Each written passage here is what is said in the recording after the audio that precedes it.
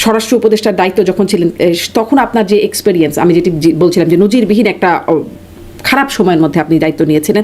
আপনি বলছিলেন যে আগুনে পুড়িয়ে দেওয়া হয়েছে, অনেকগুলো থানা পুড়িয়ে দেওয়া হয়েছে, পুলিশকে পুড়িয়ে মারা হয়েছে, অন্তঃসত্ত্বা নারী ছিলেন সেখানে। এই ঘটনাগুলো যে ইনডেমনিটি দেওয়া হলো পরে, মানে তাহলে কি এই ঘটনাগুলোর বিচার হবে না? এই বিষয়ে মানে এই বিষয়টা একদম চূড়ান্ত যে এই বিষয়গুলোর বিচার করা যাবে না, মানে এই প্রশ্নটা আপনাকে করতে হবে স্বরাষ্ট্র মন্ত্রণালয়।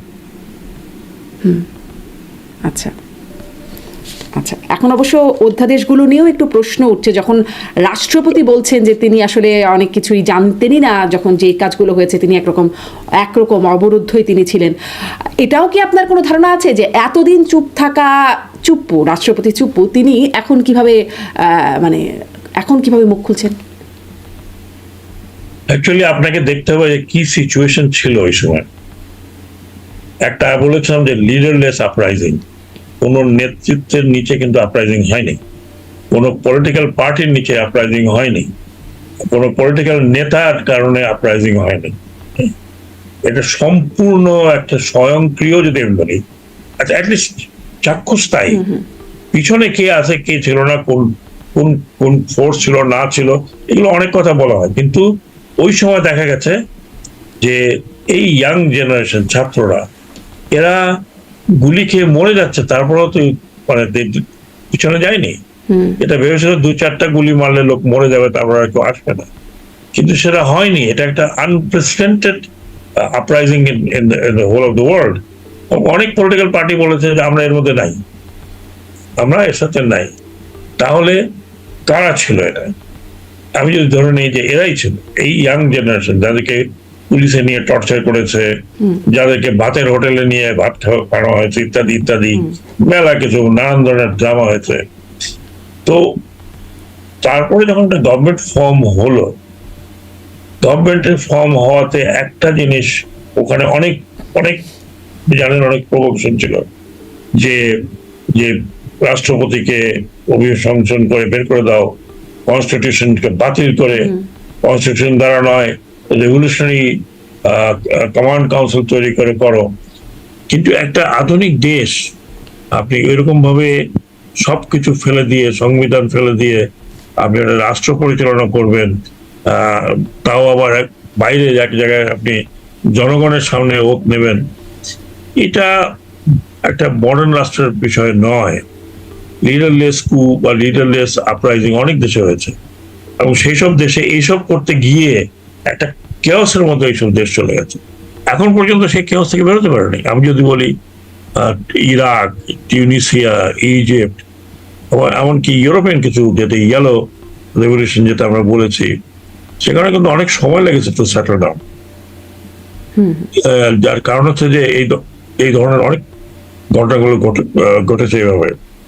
তো কনস্টিটিউশনাল ধারাবাহিকতা থাকার কারণেই আপনি একটা ইলেকশন করতে পেরেছেন। না হলে যদি কনস্টিটিউশনের ধারাবাহিকতা না থাকে, কনস্টিটিউশন যদি না থাকে, তাহলে আপনি বলতে পারেন কিসের ইলেকশন? লোকে হাত খাড়া করবে, দ্যাট ইজ ইলেকশন।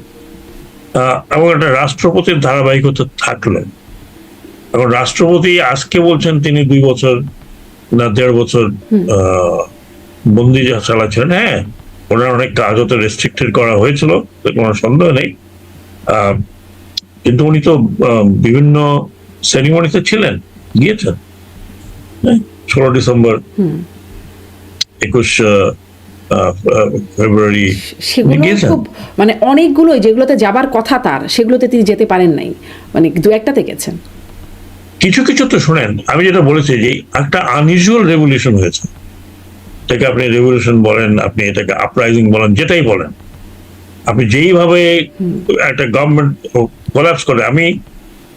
আপনি তো অন্য টেলিভিশনে যখন ছিলেন এখানে বাংলাদেশে, আপনার সাথে আপনার আপনার আপনার পরিচালনায় আমরা বহুবার এইসব আলোচনা করেছি যে এই ধরনের সরকার, যে ধরনের সরকার আওয়ামী লীগের সরকার ছিল, সেই ধরনের সরকারের যখন অ্যাবনর্মাল পতন হয়, তখন সম্পূর্ণ সোসাইটি, সম্পূর্ণ স্ট্রাকচার ভেঙে যায়।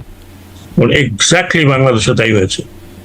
এই স্ট্রাকচার ভাঙার থেকে রাষ্ট্রপতিকে রাখা, আমি মনে করি স্ট্রাকচারটাকে ধরে রাখার একটা প্রয়াস ছিল। এখন উনি কমপ্লেন করছেন এবং একই সাথে বলছেন যে ওরা রাখলে আমি আছি।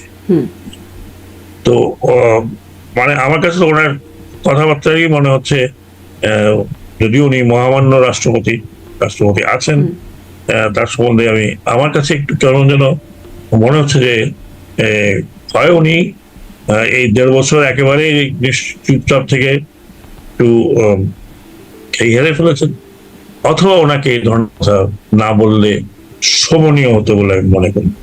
জি, তিনি একটা কথা বলেছেন যে তখন তার অপসারণে যে আন্দোলনটা হচ্ছিল, নানান রকম এই মঞ্চ সেই মঞ্চ এই ঐক্য এরকম নানান রকম সংগঠন করে, একই রকম মানুষজন নানান রকম সংগঠন করে এই অপসারণের দাবিতে আন্দোলন শুরু করে দিল বা বিক্ষোভ শুরু করে দিল। তিনি প্রশ্ন তুলছেন এত টাকা পেল কই তারা? এই প্রশ্নটা কি কখনো এসেছে যে তারা আসলে কোত্থেকে আসছে? এত টাকা কোথায় বলে তো ইনভেস্টিগেশন করতে হবে। এটা তো আপনিই বললেন, আমিও বলতে পারি আরে তারা অর্গানাইজ করলো, টাকা দিল কে? টাকা দেওয়ার অভাব তো কখনো হয় না। আপনি মনে করেন যে রাজনীতিতে যারা যান, ইলেকশন করেন, আজকাল ইলেকশন তো বিনা পয়সা হয় না, সেটাও যে টাকা আসে থেকে। তো এইগুলো প্রশ্নের কোনো উত্তর নেই যদি আপনি করতে চান। রাজনীতিবিদরা বড়লোক মানুষ আছেন, তাদের মধ্যে অনেকে তাদের চাঁদা দেন, কিন্তু এই ছাত্ররা তারা আন্দোলন করেছিল তাদের টাকা। এখানে যে অনেক বড়লোক মানুষরা টাকা অন্য তাদের নিজস্ব কোনো উদ্দেশ্যে দিচ্ছে না বা দেয়নি, আপনি আমি কি হলফ করে বলতে পারবো? জি, হয়তো দেশের মধ্যে একটা কেওস লেগে থাকলে অনেকের সুবিধা হয়, কেওস লাগানোর চেষ্টা করে। সেটা সবসময় যে বাইরের থেকে আসবে এমন তো কথা নেই, ভিতরেও তো লোকজন, আমাদের দেশে অনেক লোকজন আছে যারা মনে করে যে একটা কেওটিক সিচুয়েশন থাকলে অনেকটা সুবিধা হয়। জি, কিন্তু সেটি আসলে বের করার চেষ্টা হয় নাই। আপনার বক্তব্য স্পষ্ট। রাষ্ট্রপতি সম্পর্কে একটু জেনে নিলাম যে তার আসলে ভাই বলাটা খুব শোভনীয় হচ্ছে না। সামারি করলে এরকমই আপনি বলবেন? আমার কাছে মনে হচ্ছে, আমি ব্যক্তিগতভাবে রাষ্ট্রপতি একটি প্রতিষ্ঠান, যিনি থাকবেন একেবারে কন্ট্রোভার্সির উপরে। এখন ওনার এই কথাগুলো নিয়ে তো কন্ট্রোভার্সি হচ্ছে। এক পক্ষ বলছে, আরেক পক্ষ বলছে, 3-4 পক্ষ তো অলরেডি আপনি দেখেছেন সোশ্যাল মিডিয়াতে দাঁড়িয়ে গেছে। তো রাষ্ট্রপতিকে নিয়ে তিনি যেই হন না কেন, তিনি এই কনস্টিটিউশনালি হেড, ওনার বক্তব্য নিয়ে এই জন্য আপনি বিদেশে সব দেশের আপনি দেখবেন যে এই সিস্টেমের রাষ্ট্রপতিরা কিন্তু সহজে কথা বলেন না, অত্যন্ত মেপে 2-1টা কথা বলেন। জি, কিন্তু তাকে যদি তার নামে সবকিছু হচ্ছে, যেটি আসলে সবসময় হয়, কিন্তু তিনি জানেন ওনাকে কি হচ্ছে, তার নামে চিঠি পাঠিয়ে দেওয়া হচ্ছে, কিন্তু আসলে তিনি যেটি লেখেন নাই বা তিনি যেটি মন্তব্যটি করেন নাই, এরকম যখন হচ্ছে তখন কি সেগুলো তিনি আসলে বলবেন না যেগুলো তার নামে হয়ে গেল? তাছাড়া যদি এটা কি বলাটা অনুচিত? না, আমি অনুচিতের কথা বলছি না, আমি বলছি কন্ট্রোভার্সি। কন্ট্রোভার্সি তৈরি করার এখন তো কোনো দরকার ছিল না। আর ওনাকে নিজেকে ডিফেন্ড করারও দরকার ছিল কিনা আমি জানি না, তো উনি বলতে পারবেন। কারণ এটা তো উনি না বললেও অনেকে উপলব্ধি করেছে, অনেকে জেনেছে। এখন ওনার সম্বন্ধে তো আমি বিশেষ কিছু বলতে পারবো না। আমি একজন সিটিজেন হিসাবে মনে করি যে রাষ্ট্রপতি যেই থাকুন না কেন, তাকে সভরেন রাষ্ট্র হিসাবে তার প্রতি সে শ্রদ্ধা দেখানো উচিত। একই সাথে রাষ্ট্রপতিরও জানা উচিত যে উনি একটা কথা বললে সেটা নিয়ে অনেক চুলচেরা বিশ্লেষণ হবে, পক্ষে বিপক্ষে, দ্যাটস নট গুড, যেটা বলছি। একদম স্পষ্ট। অনেক ধন্যবাদ। একটু আরেকটা বিষয় একটু ছোট্ট করে শুনি। আপনি ওই যে বলছিলাম আপনার একসাথে আপনি অনেক বিষয়ে এক্সপার্ট, অনেক বিষয়ে আপনার জ্ঞান এবং কাজের জায়গা। সাবেক সেনা কর্মকর্তা, এই সরকারের বর্তমান অন্তর্বর্তী সরকারের উপদেষ্টার সময় আপনি দেখেছেন যে আসলে বিডিআর বিদ্রোহের যে তদন্ত সেটি আওয়ামী লীগের সময় হয়েছিল, আবার সেটি এই অন্তর্বর্তী সরকারের সময়ও হলো। সেখানে এখন শেখ হাসিনাকেও আসামি করা হয়েছে এবং সাবেক মন্ত্রী বা আওয়ামী লীগের নেতাদেরকে বিভিন্ন জনকে আসামি করা হচ্ছে। আমি আসলে এই প্রশ্নটি করতে চাই যে আপনি কি মনে করেন, আগেও একটা তদন্ত হলো, আবার আপনাদের লেফটেন্যান্ট জেনারেল জাহাঙ্গীর যিনি স্বরাষ্ট্র উপদেষ্টার দায়িত্ব ছিলেন তারও নেতৃত্বে একটা তদন্ত হয়েছিল যেটিও প্রকাশিত হয় নাই। আসলে কোনটি বিশ্বাসযোগ্য কোনটি নয়? এইবারের যে তদন্তটা হয়েছিল সেটা তো এখনো প্রকাশিত হয়নি। গতবারে যেগুলো হয়েছিল সেগুলো বিশ্বাসযোগ্য ছিল না, কারণ অনেকগুলো সাইন অ্যান্ড সিমটম, আমি নিজে এই বাহিনীতে চাকরি করেছি প্রায় 3 বছর, এবং মোটামুটি একটা উচ্চ পজিশনে ছিলাম, আমি তখন সেক্টর কমান্ডার। আমি এই বাহিনীকে খুব ভালো করে জানতাম, এবং আমি এদের অতীত জানি, ইতিহাস জানি, এবং এরা অত্যন্ত দক্ষ, কার্যক্ষম একটা ডিসিপ্লিন ফোর্স, অত্যন্ত ডিসিপ্লিন ফোর্স। আমি তখন ইলেকশন কমিশনে যখন এই ঘটনাটা ঘটে, আমি নিজে কিন্তু সারপ্রাইজ হয়ে গেছিলাম যে এই ধরনের ঘটনা এই ফোর্সে হতে পারে। এটা কেউ ঘূর্ণাক্ষরও চিন্তা করে না, ঘূর্ণাক্ষরও চিন্তা করে না। নানাবিধ কথাবার্তা উঠে, অনেক কিছু নিয়ে গ্রিভান্সেস থাকে, যেটা ওই গ্রিভান্সেস শোনার জন্যই যে সিস্টেম অফ দ্য ওয়ার্ল্ড, যেখানে সবাই কথা বলতে পারে, সেখানে নোট নেওয়া হয়। কিন্তু প্যাটার্নটা আমি যদি কিছু কিছু কিছু নিরাপত্তা সম্বন্ধে যদি পড়ি বা জানি, ওয়ার্ল্ড পলিটিক্স, জিও পলিটিক্স সম্বন্ধে জানি, জিও স্ট্র্যাটেজি সম্বন্ধে কিছুটা জানি, এক্সপার্ট বলবো না কিন্তু আমি জানি কিছু, তাতে কিন্তু আমার কাছে মনে হয়েছিল যে হোল থিং ইজ অর্কেস্ট্রেটেড। এটা স্বতঃস্ফূর্ত কোনো বিষয় ছিল না। Orchestrated by whom? এনিবডি, ভিতর থেকে হতে পারে, বাইরের থেকে হতে পারে, সেটাই তো ইনভেস্টিগেশন। ইনভেস্টিগেশন তো অ্যাকচুয়ালি তাই, যে এটা কি ভেতর থেকে হয়েছে না বাইরের থেকে হয়েছে, না কেউ অর্কেস্ট্রেট করেছে। কিন্তু হোল থিং ওয়াজ অর্কেস্ট্রেটেড, এতে কোনো সন্দেহ নেই। আমি কয়েকটা জায়গায় কথা বলি, কয়েকজন অফিসারকে তারা খুঁজছিল, চিনত না, যেটা শুনেছি আমি জানি না ইনকোয়ারিতে সেগুলো আসবে কিনা। যেমন গুলজার, কর্নেল গুলজার, অত্যন্ত মেধাবী একজন অফিসার, যিনি র্যাবে ছিলেন, এবং র্যাবে যে কার্যকরী ব্যবস্থা তারা নিয়েছিল, কর্নেল গুলজার র্যাব ইন্টেলিজেন্সের, এবং অত্যন্ত নাম করেছিল ভদ্রলোক, যে তাকে খুঁজে খুঁজে বের করে তাকে হত্যা করা হয়েছে। যারা খুঁজছিল তারা কারা? কারণ সে যদি ওই ফোর্সে থাকে, ফোর্সের লোকজন তাকে চিনবে, কিন্তু তারা কারা, যে কি, কোথায় সে, কে সে? এগুলো অনেকগুলো আমরা বাইরে থেকে যেগুলো শুনেছি, পত্রিকা দেখেছি, সেটা নিয়ে যদি আমি বিশ্লেষণ করি, তাহলে আমার মনে হয় যে it is orchestrated, it have to be orchestrated, it is orchestrated. এবং যে অ্যাকশন গুলো নেওয়া হয়েছে, দ্যাটস নট দি অ্যাকশন একটা ট্রেন সেনাবাহিনী উড টেক। এবং প্রধানমন্ত্রী যে সময়টা কিল করলেন, তৎকালীন স্বরাষ্ট্রমন্ত্রী যে সময়টা কিল করলেন, এটা এনকারেজ করেছে to go for further action.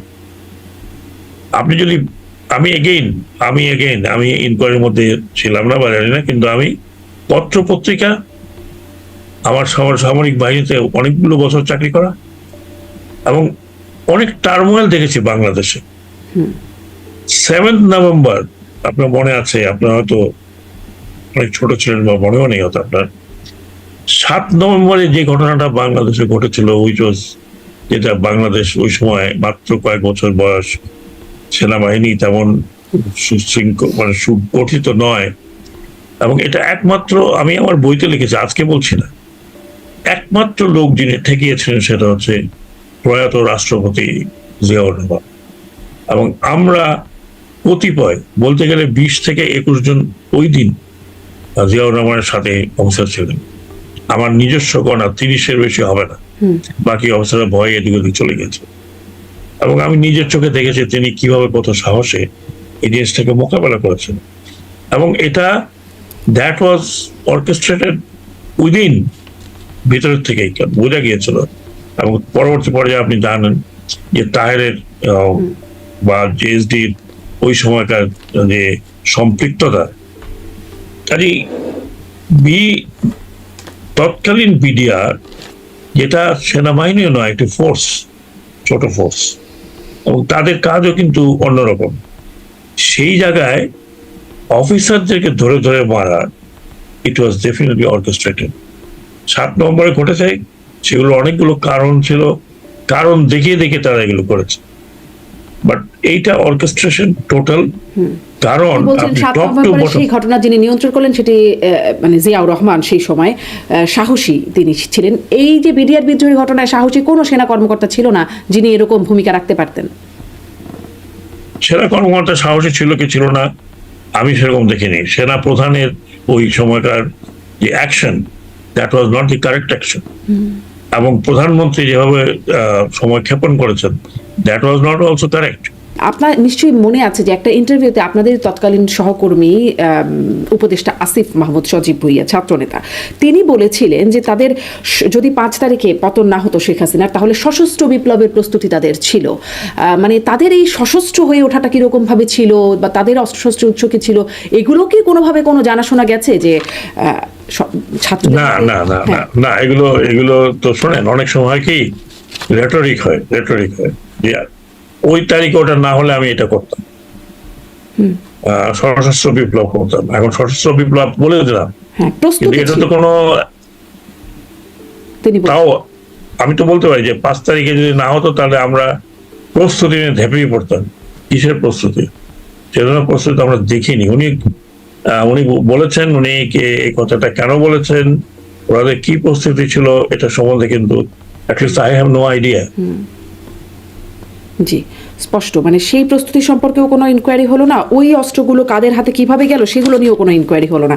ফলে বিষয়টা আপনি বলছেন সামনে যদি হয় নিশ্চয়ই আমরা তখন জানার চেষ্টা করবো। এগুলো হয় কি, একটা রাষ্ট্র যারা পরিচালনা করবেন তাদেরকে কিন্তু ওনারা এটা পাবলিক করেন বা না করেন, কিন্তু তাদেরকে এই পুরো জিনিসটা খতিয়ে দেখার প্রয়োজন আছে। কারণ ভবিষ্যৎ রাষ্ট্র তো আজকে এটা হলো আর কালকে এটা হবে না এমন তো কোনো কথা নেই। ভবিষ্যৎ যাতে এই ধরনের কর্মকাণ্ড না হয় সেটার জন্য ওনাদেরকে এখন ব্যবস্থা নিতে হবে। সেটার জন্য ওনাদেরকে স্বরাষ্ট্র মন্ত্রণালয়কে প্রস্তুত থাকতে হবে এবং এবং এবং প্রয়োজন বোধে এটাকে রোধ করা যে যা করার আছে তা হয়। আমি মনে করি যে রাইফেলগুলো এখন আপনার পুলিশকে দেওয়া হয়েছে, এগুলো পুলিশের জন্য নয়, এগুলো ব্যাটলফিল্ড ওয়েপন। এবং এই ব্যাটলফিল্ড ওয়েপন আমি ভেবেছিলাম যে অন্তত আমি থাকলে এগুলো দ্রুত চেঞ্জ করে দিতাম।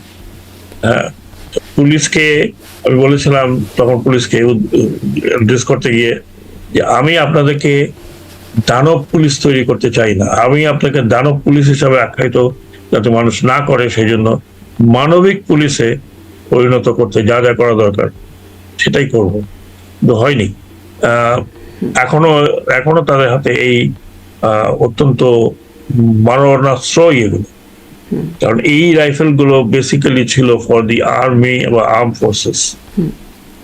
সেগুলো স্লোলি এন্ড গ্র্যাজুয়ালি সরকারের অভিপ্রায়ের কারণেই, ওই সময়কার সরকারের অভিপ্রায়ের কারণে পুলিশকে দেওয়া হয়েছে, অথবা পুলিশকে নতুন ভাবে কিনে দেওয়া হয়েছে। But this is not police weapon. আপনি যে কোনো পুরানো পুলিশ আপনি জিজ্ঞেস করবেন, this is not the weapon world over. এগুলো থাকে কোন পুলিশের কাছে? Riot police, anti terrorist police, অথবা থানায় কিছু থাকতে পারে যদি তারা স্পেশালি কোনো অভিযানে যায়, সেখানে যদি প্রয়োজন হয়। কিন্তু সাধারণ আপনি একটা ডেমনস্ট্রেশন হচ্ছে, সেখানে আপনি এই বন্দুক নিয়ে, এই রাইফেল নিয়ে, এই অটোমেটিক রাইফেল, এই মানে অত্যন্ত মারাত্মক মারণাস্ত্র নিয়ে আপনি আনার্মড লোক, নিরস্ত্র মানুষের উপরে আপনি গুলি চালাতে পারেন না। এটা পুলিশ এথিক্স এর মধ্যে নেই। যেই কারণে পুলিশকে এরকম মারণাস্ত্র দেওয়া হয় না। পুলিশের কাছে দেওয়া ছিল, এবং খুব অদ্ভুত ব্যাপার যে সেই অস্ত্র লুট হয়ে গেল, সেই অস্ত্রগুলো সব উদ্ধার করা গেল না। আমাদের আপনার পরের উত্তরসূরি স্বরাষ্ট্র উপদেষ্টা তিনি বললেন যে তিনি গ্যারান্টি দিয়েছিলেন যেগুলো নির্বাচনে ব্যবহৃত হবে না, কিভাবে যেন দিয়েছিলেন সেই গ্যারান্টি জানি না, কিন্তু তিনি এই গ্যারান্টিটা দিয়েছিলেন, এখনো সেটি উদ্ধার হয়নি। মানে পুলিশ প্রায় আমার মনে হয় 1,500 অত্যাধুনিক ওয়েপন এখনো উদ্ধার হয়নি বলে আমি জানি। জি, এই হচ্ছে সবশেষ আপডেট। আমি ওই আপনার সেদিনের সেই বক্তব্যে আপনি আরও বলছিলেন যে প্রমোশন পোস্টিং, মানে সেনাবাহিনীর প্রমোশন পোস্টিংয়ে রাজনৈতিক দলগুলো ইন্টারফেয়ার করে, যেটি হওয়া উচিত না, আপনি সেদিন বলছিলেন। নতুন সরকার আসার পরেও আমরা দেখলাম যে ডিজিএফআই প্রধান থেকে শুরু করে সেনাবাহিনীর শীর্ষ পদে বেশ কিছু রদবদল হয়ে গেল। এইটাও কি সেই উচিত নার মধ্যেই পড়ে যেটি আপনি বলছিলেন? না, রদ বদল একটা গভর্নমেন্ট এসে করতেই পারে, আমাদের দেশে একটু বেশি হয়, অন্যান্য দেশে অত বেশি হয় না সরকার পরিবর্তন হলেও, কারণ একটা একটা সিনিয়রিটি আছে, একটা রোল আছে, একটা আপনার দক্ষতার বিষয় আছে, ট্রেনিং এর ব্যাপার আছে, চট করে এভাবে পরিবর্তন হয় না। কিন্তু আমাদের দেশে এটা কেমন এক ধরনের রেওয়াজ হয়ে গেছে যে নতুন সরকার আসলেই এক ধরনের পরিবর্তন করতে চান। অতীতে সামরিক বাহিনীকেও পলিটিসাইজেশনের বাইরে রাখা যায়নি। ডেমোক্রেটিক প্রসেস বা ডেমোক্রেটিক কান্ট্রিতে সামরিক বাহিনীকে শুধুমাত্র মাপা হয় তার প্রশিক্ষণ এবং তার দক্ষতার উপরে, সিনিয়রিটি এন্ড দক্ষতা, আনলেস আদারওয়াইজ কারোর বিরুদ্ধে যদি সেরকম অভিযোগ থাকে, অ্যাবসলিউটলি ডিপলিটিসাইজড করা উচিত সামরিক বাহিনীকে। যদিও ডিপলিটিসাইজ কথাটা আমি বলছি, কিন্তু তত্ত্বাবধায়ক এই অন্তর্বর্তীকালীন সরকারের সময় পুলিশের ইনঅ্যাডিকুয়েসির কারণে সেনাবাহিনীকে বাইরে রাখতে হয়েছে। বাট একটা দেশের সামরিক বাহিনী কিন্তু এন্ড অফ ইট, মানে আপনি এরপরে আর কোনো আপনাকে শক্তিও নেই, এরপরে আপনাকে ডিফেন্স করার মতো কেউ নেই। এই সামরিক বাহিনীকে আমি মনে করি যতদূর সম্ভব রাজনীতি থেকে ঊর্ধ্বে রাখা দরকার। হ্যাঁ, চিফ হওয়া বা উপরের লেভেলে চিফ হওয়া বা তার নিচের 2-4টা জায়গায় কিছুটা পলিটিক্যাল অ্যাঙ্গেল থাকে সব দেশেই, কিন্তু পলিটিক্যাল অ্যাঙ্গেলের চেয়ে তার সততা, তার কর্মদক্ষতা, তার এবিলিটি, এটা ডেফিনেটলি মাপকাঠি, সমগ্র বিশ্বে তাই মাপকাঠি হয়, প্রত্যেকটি ডেমোক্রেটিক কান্ট্রিতে তাই মাপকাঠি হয়। আমাদের দেশে সবচেয়ে বড় সমস্যা হচ্ছে আমাদের দেশে যিনি প্রধানমন্ত্রী তিনি কিন্তু ডিফেন্সে থাকেন, কাজী উনি শেষ কথা, উনি শুরুর কথা, উনি শেষ কথা। কিন্তু অন্যান্য দেশে যে সময় ডেমোক্রেটিক কান্ট্রিতে সামরিক বাহিনী পরিচালিত হয় একটি কমিটি দ্বারা, কমিটি অফ মিনিস্টার্স, যেটা আপনি ডিফেন্স কমিটি হিসেবে অনেক দেশে পরিচিত। সে কমিটির হেড থাকেন প্রধানমন্ত্রী, এবং সেখানে একজন অন্য মন্ত্রী থাকেন যিনি defence minister. It's not defence adviser, the defence minister who is the last man for the buck. হ্যাঁ, আর তার উপরে থাকে প্রধানমন্ত্রী, তার উপরে থাকে প্রেসিডেন্ট, যিনি সর্বাধিনায়ক আপনার ডেমোক্রেটিক প্রসেসে এবং কনস্টিটিউশন। কাজে এখানে সামরিক বাহিনীকে পরিচালিত করার জন্য যে কমিটি ডেমোক্রেটিক প্রসেসে থাকে, তাদের মাধ্যমে কিন্তু এই সবগুলো আপনার হয়। কিন্তু আমাদের দেশে আমি যদিও লিখেছি, আমি প্রেজেন্টেশন দিয়েছি, এশিয়াটিক সোসাইটিতে আমার প্রেজেন্টেশন রেকর্ড করা আছে, সেখানে আমি বলেছি যে সামরিক বাহিনীতে ফায়ার হেডকোয়ার্টার্স বলতে যেটা বোঝা যায় সেটা হচ্ছে how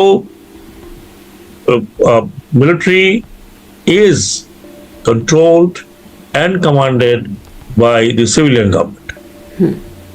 Control and command of civilian government. এটা কিন্তু একজনের দ্বারা নয়, এটা সমষ্টি দিয়ে পরিচালিত হয় সামরিক বাহিনী। তো এটা আমাদের দেশে আনফরচুনেটলি সেই 75 সালের পরের থেকে যে একটি ইনস্টিটিউশন তৈরি করা হয়েছে, সেই ইনস্টিটিউশনটি একক দ্বারা পরিচালিত এবং সেখানে ভুল ভ্রান্তির অনেক বিষয় হয়ে যায় তাকে। এমনকি আমরা অতীতে দেখেছি যে দলীয় কনসিডারেশনে সামরিক বাহিনীতে উচ্চ লেভেলের প্রমোশন হয়েছে, এমনকি গত রিজিমের সময় নিচের লেভেলের প্রমোশনও দলীয় কনসিডারেশন হয়েছে, যেটার জন্য সামরিক বাহিনী সক্ষমতা অনেকখানি হ্রাস হয়েছিল। এখন সেই বক্তব্যতেও বলছিলেন যে গত মানে দেখা গেছে এখনো যেটা হলো এটাও কি দলীয় কনসিডারেশনেই নয় নাকি ভিন্ন কিছু? এখন কিছু কিছু উপরের দিকে 2-4টা পরিবর্তন হয়েছে আমি দেখেছি। আর ইন্টেলিজেন্সের পরিবর্তন তো করতেই পারে, ইন্টেলিজেন্স পরিবর্তনটা মানে ওই সামরিক বাহিনীর ওই চ্যানেলের মধ্যে পড়ে না। তো সেই জায়গাতে এখনো কোন কনসিডারেশন করেছেন সেটা আমি ঠিক বুঝতে পারছি না, কারণ যেভাবে এটা নিয়ে কথা হচ্ছে, এগুলো নিয়ে কথা হচ্ছে, আমি আশা করব যে নতুন সরকার আমাদের খুবই young prime minister, young in a sense যে মানে কম্পারেটিভলি উনি যথেষ্ট ইয়াং রিপ্রেজেন্ট করেন, অনেক এনার্জি আছে। আমি আশা করব ওনার আশেপাশে যারা উপদেষ্টারা আছেন তারা ওনাকে প্রপার কাউন্সেলিং ডেফিনেটলি দেবেন এবং নিজের বিচার বিবেচনাও তিনি ব্যবহার করবেন বলে আশা করি। জি, নিশ্চয়ই সে আশাই করতে পারি। আপনি বলছিলেন যে এই সেনাবাহিনী বা আর্ম ফোর্সেসের দায়িত্বে থাকেন, প্রতিরক্ষা মন্ত্রণালয়ে থাকেন প্রধানমন্ত্রী, একজন ব্যক্তির কাছেই থাকে। আমাদের দেশের বাস্তবতাটা হচ্ছে এরকম। অন্তর্বর্তী সরকারের সময় একজন দেখলাম আমরা নিরাপত্তা উপদেষ্টা, তার কাছে আসলে ছিল মানে ডক্টর মোহাম্মদ ইউনূস, যিনি আসলে প্রধানমন্ত্রী সমমর্যাদার হবার কথা, তার হাতে না থেকে ডক্টর খলিলুর রহমানের কাছে ছিল। এবং তখন এটা নিয়ে একটা সেনাবাহিনীর সাথে একটা অস্বস্তির বিষয়টাও গণমাধ্যমেও মানে প্রকাশ হচ্ছিল যে একরকমের অস্বস্তি ছিল। এটি আসলে ব্যাপারটা কেমন ছিল তখন? কি আপনার কি কোনো? না, আমি আমি আমি আমি নিজেও জানতাম না যে নিরাপত্তা বিভিন্ন দেশে নিরাপত্তা উপদেষ্টা থাকে। বেসিক্যালি নিরাপত্তা উপদেষ্টা একজন শিক্ষিত এবং ডিপ্লোম্যাটিক, একই সাথে নিরাপত্তা বিষয়ক তার জ্ঞান গরিমা নিয়েই থাকে, যেটাকে আমরা বলি ন্যাশনাল সিকিউরিটি এজেন্সির হেড। তিনি পরিচালনা করেন একটি ন্যাশনাল সিকিউরিটি কাউন্সিল এবং সেটা হেড থাকেন কিন্তু prime minister. National security agency বা এনএসসি ও ন্যাশনাল সিকিউরিটি কাউন্সিল।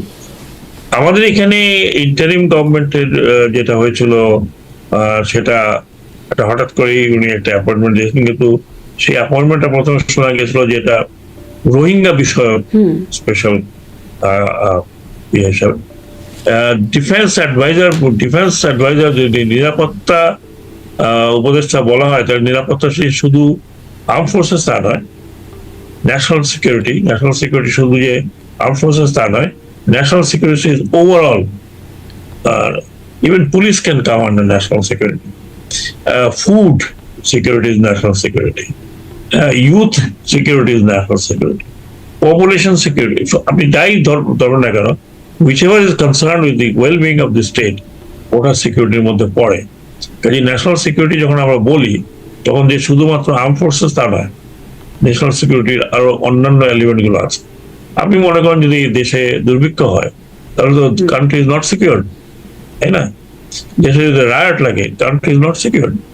সো এই জায়গাতে ইন্টারিম গভর্নমেন্টের সব পক্ষে যেটা আমি বারবার চেষ্টা করেছিলাম বলার জন্য, যে এই সময়ে একটা পরিবর্তন আনা দরকার, যেটা আমি বলেছিলাম যে কাউন্সিল অফ মিনিস্টার্স কমিটি ওইভাবে করার জন্য, ডিফেন্স কমিটি তৈরি করে ওটার সাথে ডিফেন্সকে এবং ডিফেন্স মিনিস্ট্রিকে উজ্জীবিত করার।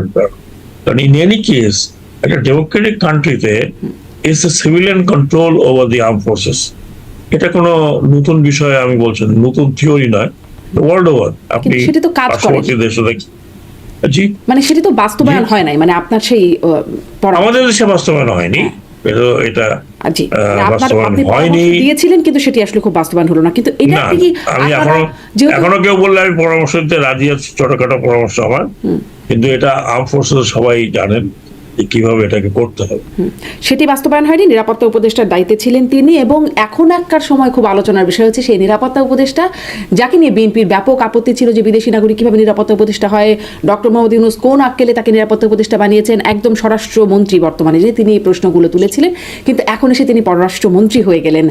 আপনারা আর কি মন্ত্রিসভার সদস্য, মানে ওই সময় ক্যাবিনেটের সদস্য হিসেবে কি এটি জানেন যে আপনাদের সহকর্মী আসলে কি কাজ করলেন যার কারণে তিনি এতটা আস্থাভাজন হয়ে উঠলেন বিএনপির? মানে আপনি তো হলেন না, বা আর বাকিরা তো অনেকেই হলেন না, কেউ হলেন না, তিনি কি করে হয়ে উঠলেন জানেন বিষয়টা? কোনো ধারণা? I have no idea. আপনি যে বললেন আমি হলাম না, আমি অত বিজ্ঞও নই, অত পারঙ্গমও নই যে আমাকে সব সময় হায়ার করতে হবে।